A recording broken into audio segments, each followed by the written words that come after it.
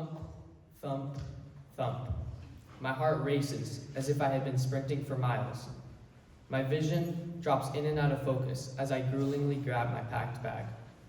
Step after step, I can't stop thinking of different outcomes only worsening by the second, until finally I reach the door.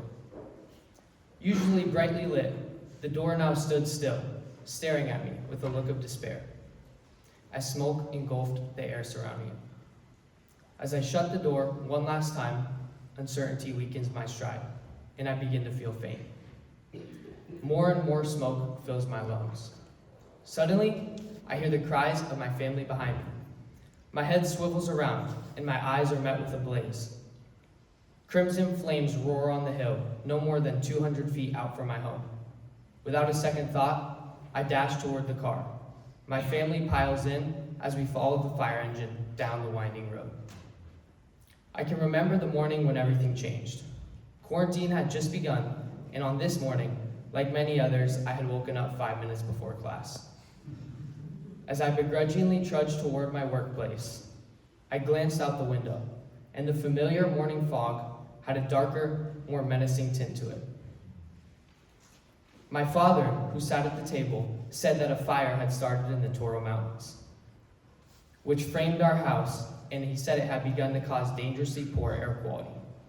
As he advised me to remain inside, I continued pouring my cereal, thinking nothing of it. Days passed, and news on the wildfire spread rapidly, and it seemed as if each day the evacuation zone grew closer and closer to us. The day when it all unfolded began with my normal class Zoom meeting at 8 a.m. sharp. When the clock reached 11:30, sirens began to wail back and forth past my home. From there, chaos ensued as everyone rushed to gather their things.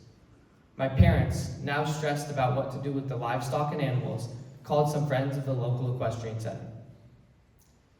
As we piled the animals into the trailer, ash began to fall like snow, scattering in a shaken snow globe. With the heat now growing intense, the windshield wipers cleared the glass. As the tires spun on the now white road, the bends felt even more nauseating as uncertainty lay ahead.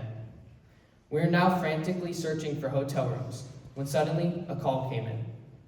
It turned out to be the principal of my elementary school.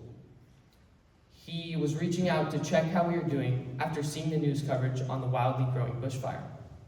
Unknown to him at the time that we had just been evacuated, this gesture meant much more to us than he realized.